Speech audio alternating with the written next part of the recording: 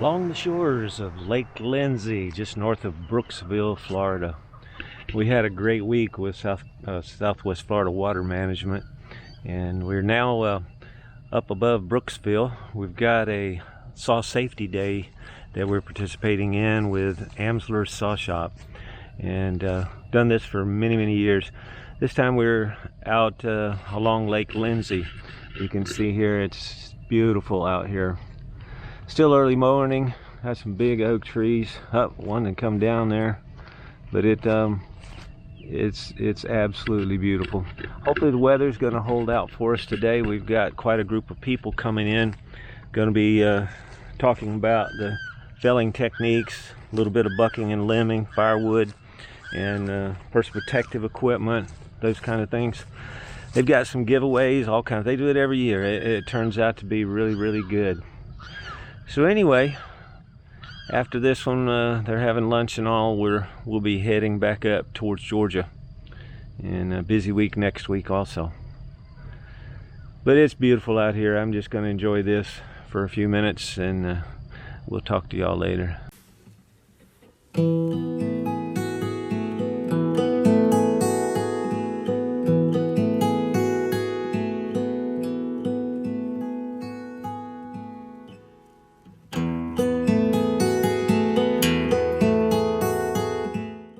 How much does that weight weigh? This is a 16 ounce. Now, the weight that you said out there was 16-ounce weight? This is I use this because I use it as a tip line most of the time. Most of the climbers and people that put the rigging lines, they use what's called a slick line, and it's a smaller, about 200 breaking strength, something like that. This is actually a 3/16 hollow braid polypropylene. It's about 850 pounds of breaking strength. So little dead pine trees, stuff like that, I can use it as a tip line in many cases. And you can still get pretty good elevation with it, but most of the time on pine trees and stuff, if the bark's still on there, it'll start to hang up. So the small stuff makes it a little bit easier to work with. But what I want to try to look at on this one, and this is something where I say, people put ropes up in the tree and all that kinds of stuff. And let me see, I'll just go ahead and then after we do this, I'll clean that up around there. I didn't think I was going to get it up that high, but it went. Sometimes I'm lucky. We get a replay on that? Probably not. So what I started doing, as you guys were sharing me, tie it at the base. Even if I run a larger line up there, I tie it at the base. And basically then you've got some back support on this tree. Now, yeah, I kid with people all the time. I show it on the board, and they're talking about pulling the road, and I say, you got to tie it to something down there, so you tie it to your Ford, because Chevy won't do it. And people understand that because they know it's true. But you see on this one, I'm just using my wrists. And if I pull a little bit here, I mean, this is pretty good dried fiber now. But look at that. I mean, I could move this top a foot or two. I don't want to pull too hard. I could probably use a Chevy on this one. But think about that shape. I mean, think about it. If I'm down there and I've got somebody got a rope, they got it tied to a tree over here with a come along on it, or it's tied to a Ford or a Chevrolet, and now they're trying to jack this tree in the direction they want it to go. And here they are, they've got this rope tension, and now I'm down there, I'm going to make a cut. It doesn't make sense to me. I would much rather set that up with a notch and a hinge and a wedge in the back of it, and now I can get out of the way, and they can pull it wherever they want to. And think about this, I'm pulling close to 30 inches of solid wood on the bottom. Trees grow in circles, so they flex. That's how come they stand there so long. If they don't, that's where you see root balls we talked about earlier. It's just going to blow them over. So they have to be able to flex to handle the wind. Just that simple. But it's something to where it's probably more like when I say the tree's attitude changes. Okay? In other words, that tree's probably been standing there now in that limb construction. I don't know, these probably fell off the past year or so, but it's something where in that configuration, it's kind of balanced itself. The limbs are still solid enough. They haven't fell off yet. But as soon as I tip it, that's when the attitude changes. That's when it starts to drop stuff. So that's what you have to really make sure you got a good escape. That whole tree in this picture, and right below your eye would be the height of it. So I need somebody, y'all can all go out there right now. Just got this, I'm going to clean up around here just a little bit. go out there and see how far that tree will reach in this direction, and also the best placement for it in between objects. Okay? And it's not going anywhere yet. I'm not going to cut that tree. I'm just going to cut it from position or stop momentarily, right? Yep, It doesn't in have the a choke stop position. Stop pulling any time. No, you won't put the choke It has to position go up. stop, ready to start. Oh, yep. We're both hot and cold now.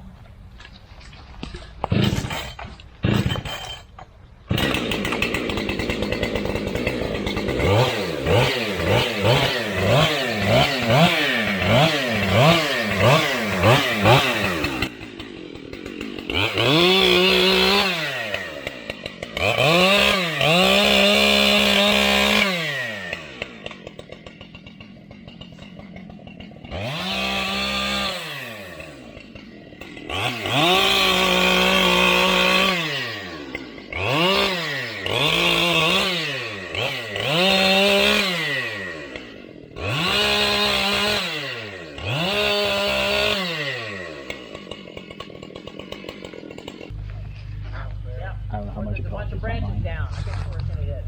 Okay, all right. So you're planning on shooting straight through here then? How much sizing do we have to that side?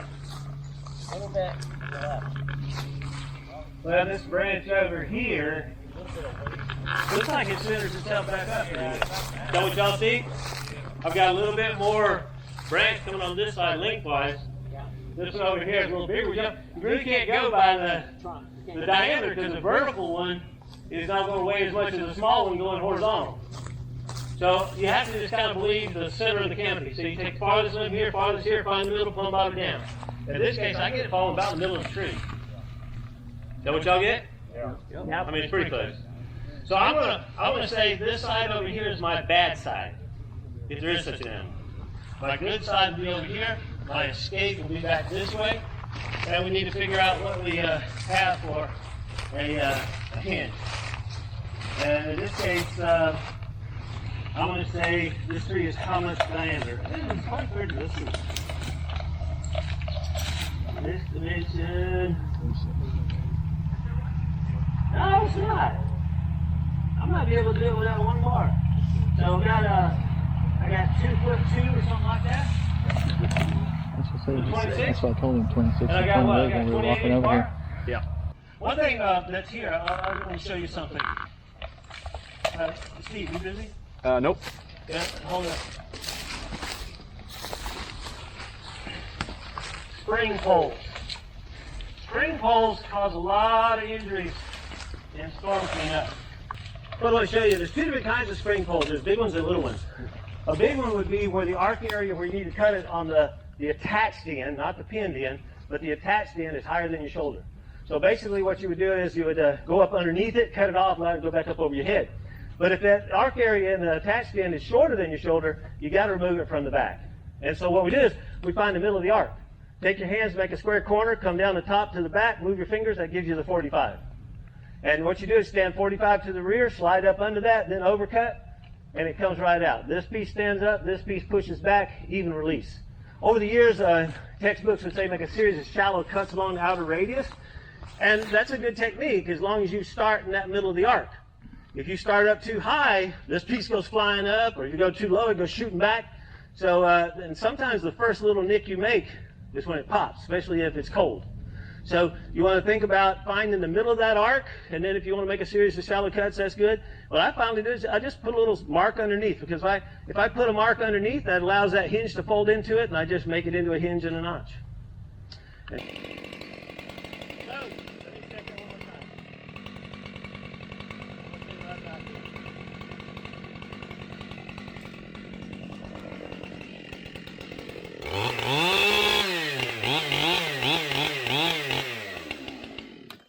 I cut it a little bit high.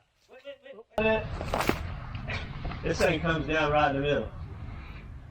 So I'm gonna have to put a wedge in this tree just to make sure it doesn't go back. Okay. And so face notch goes in. How much hinge do I need? We have what, 26 inches? So 2.5. We'll do 2.5 inch thick. And I'm going to cut back in, so I've got about 80% of the diameter, so I'm going to make my face notch back into about right here. And I don't know. I'm gonna check this and see for sure. It's got some thick bark on it. We're clearing, aren't we? Look good? Yeah. All right. So I think I'll do a bore cut from this side and set up the 2.5-inch hinge. Cut back. I'm gonna place a wedge. I'll cut the back strap off. We'll place another wedge. If it goes, I walk away. If not, we tap with the hammer somewhere it is. I'll bring it over here and hopefully make it go forward.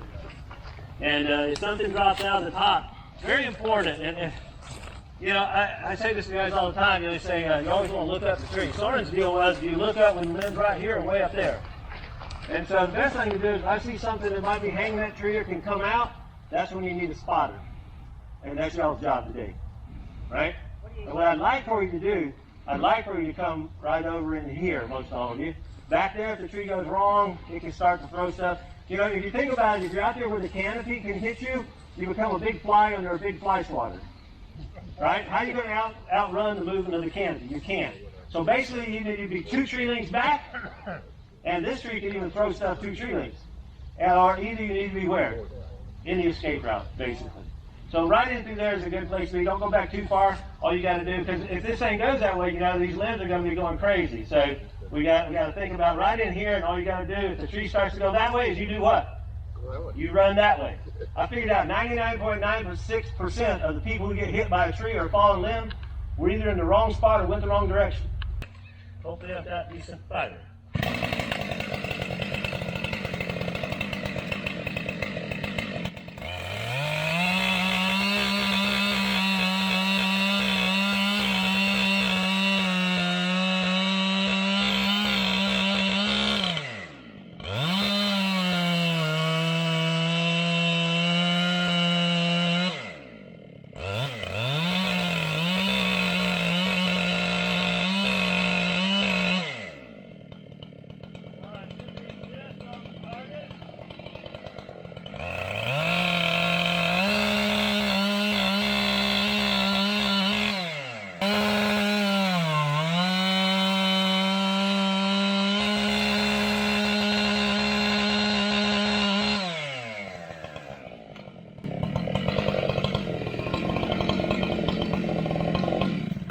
See this chain,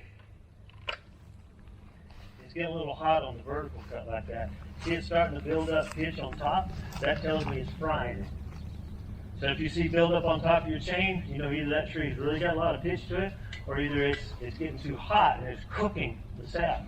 And so you see right now it's tightening back up. These lightweight bars, they dissipate heat really, really good. And you see it's tightening back up. If you see it hanging below, you know it's getting too hot.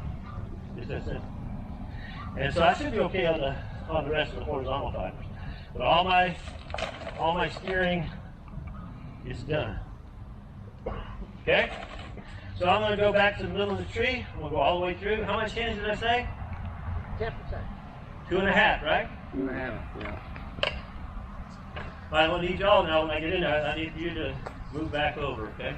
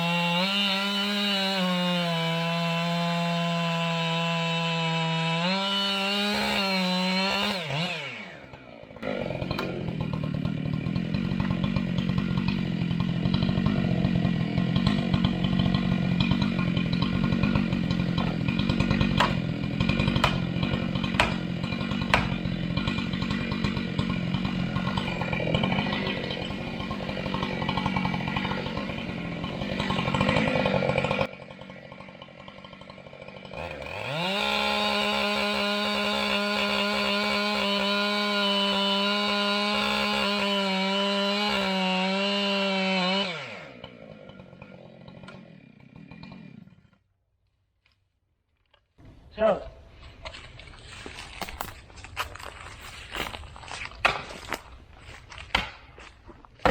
you watch when I hit that first wedge, we shook the top pretty good, didn't it? Yeah. Top's still shaking this time.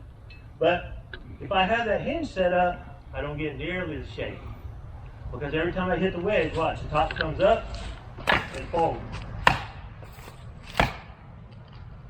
See that? Goes up, comes back. So if I don't have my hinge bendable, I start to stress the fibers. If you have to stack a wedge, you never want to stack this way. Well, you can, but when you don't hit it right, it's going to shoot out. If you stack them this way, they lift. And you have a flat lifting surface. One now becomes a shim, and the other lifts.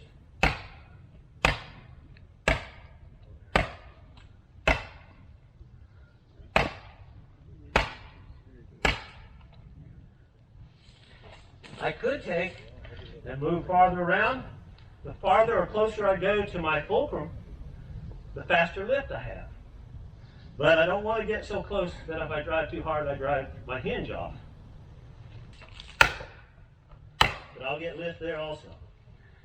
But sometimes we'll use that right behind the hinge on a heavy leaner, side leaner, and that helps to support the hinge. Whoops.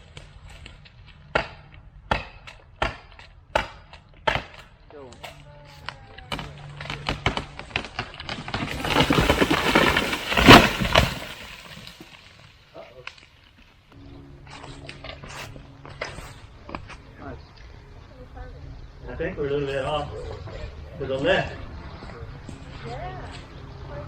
I think the neat thing about having a plan is you can come back, reevaluate, see what worked and what didn't. Right? I know a lot of times if we're doing something and something doesn't go exactly right, the first thing we do is run out trying to clean it up, don't we? We don't really reevaluate to see what happened and what went right, what went wrong. And so it's always important to reread it. Oh, you're far enough back anyway. But what, we're about 6 feet over to the left. I probably would have saved that, but you get charged extra for pruning sometimes. In that case, it pruned pretty good. I'd get the top back in shape on that one, huh? What do you think, Jason? Yes, sir. Yeah, I should have aimed over. But you know, I have a lot of times people say, well, you know what I'd have done in that case? I would hold more wood over here and cut wood off over there and bring it around. Anybody use that technique? Huh? Yeah. Can it work? It has. So we had a guy who's a meat paper specialist. And he basically said, you know, a tapered hinge really is generally going to take it back to the face knob. So if you hold more over here and less over here, as long as it's crossing the stump or the limb, it's probably going to still go to the face knob.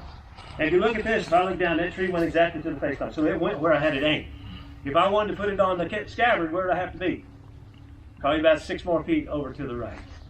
Now, he said the reason why it won't work is because if you start to see how a hinge works, it breaks from the back to the front. And if it's this thick, it breaks. What if it's this thick? It still breaks from the back, doesn't it? So if I've got thick over here down to say 3/8 over here, as it starts to fall, where does it break from first? The thick side or the thin side? Thick side. You see, because the fiber's running vertical, it starts to bend over. So it's going to start pulling on the thick side first. If you look at on your back side of the hinge, it'll always be pulled a little higher than what you have in the middle of the forward. And that's because of the way the fiber breaks. So when you start thinking, I'm going to hold more over there, the only thing that you can do to do that is you have to take hinge off on the other side. That's the only way you can do it. The other thing is, where does it put you while you're doing it? You're standing here like this, and you're watching that tree, and you're trying to get it to go. And what happens if it hits something and kicks over, or throws something back, or it drops a limb when the attitude changes? What's going to happen? Now you're standing in a situation, aren't you? In a struck by zone. And the number one injury is what? Struck by. So we want to try to not have that happen. But you know, you start thinking through a tapered hinge would be used if you had a steep hillside. You might add a little bit more upper side strength, you know, but it's not going to change the steering. It's most likely going to go back to the face notch on the tree as this one did.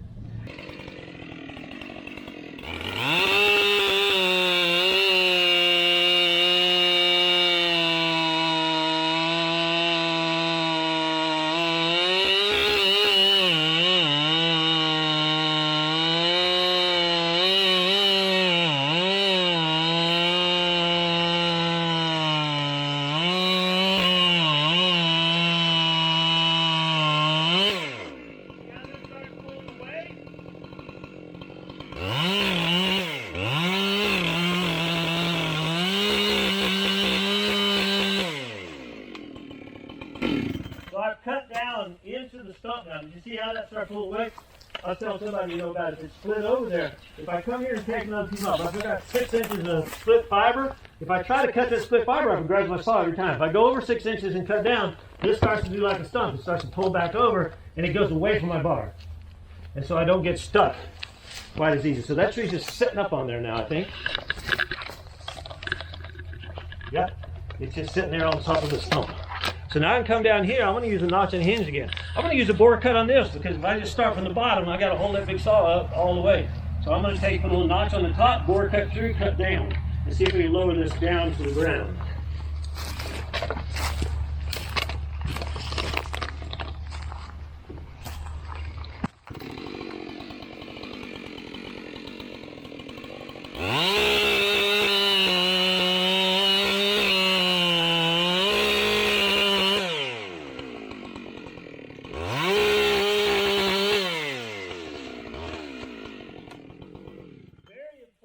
Going to put a face notch in this scenario.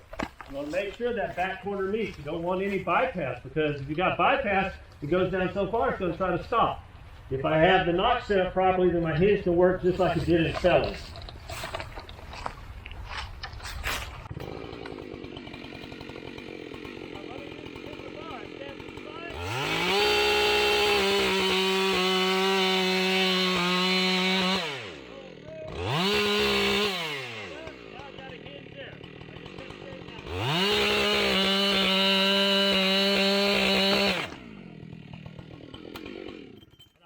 Have to worry about it going side to side because my hinge is going to hold it to the ground position. I should have stopped though because when I got down to the bottom, I got to anticipate movement, don't I? And so I could be backing up, be able to use the tip of my bar, cut that loose, and then allow the hinge to go down. That would have a little bit of bad fiber on that, perhaps too early. But it can't go side to side. It can only go down. So now I can come over to my face notch and do an offset and cut that loose.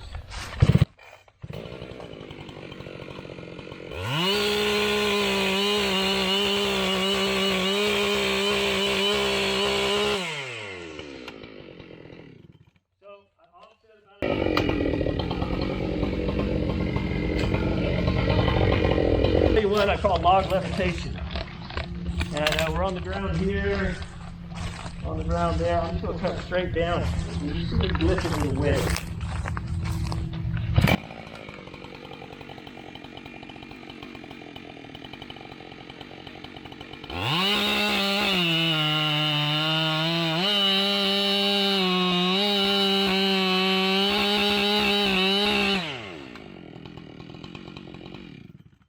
So, and it's opening up, so we still got to move it there somewhere. Let's see how it works. So here, you drive right in. See what it's doing? Can y'all see it? Yeah, raise it up. Lifting up, and I call it log levitation.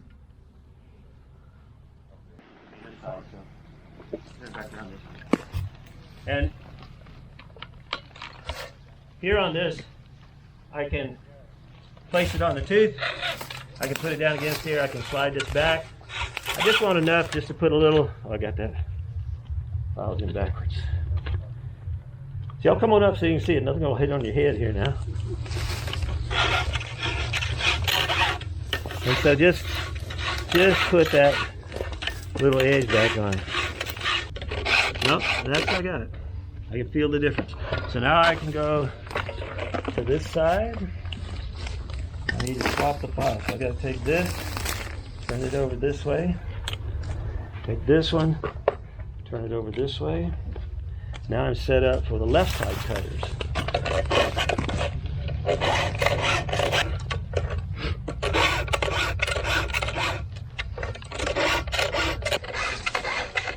Don't get that in there, you dull it before you get cut.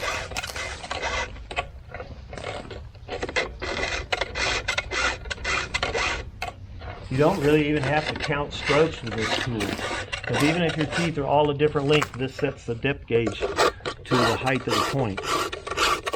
You want to try to keep, as I said earlier, you want to try to keep all your teeth the same length.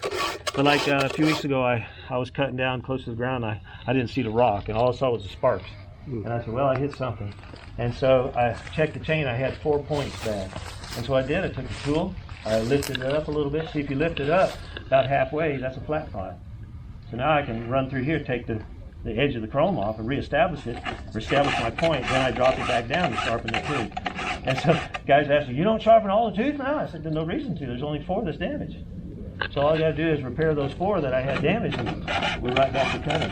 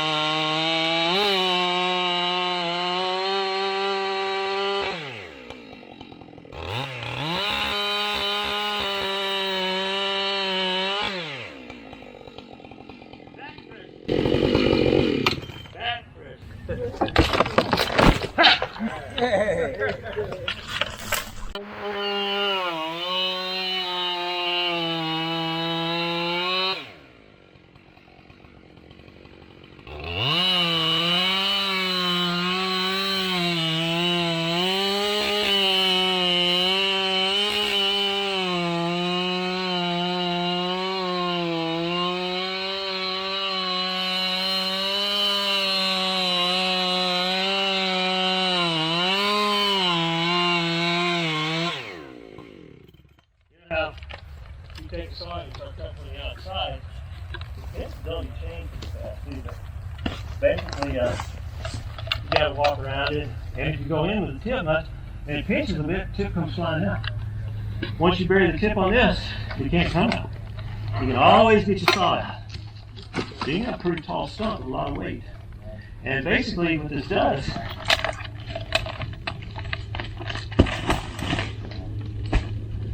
it fills the stump curve back with sawdust. And that holds it up off the bar, and it can't pinch anymore. And you go right at ground level with it.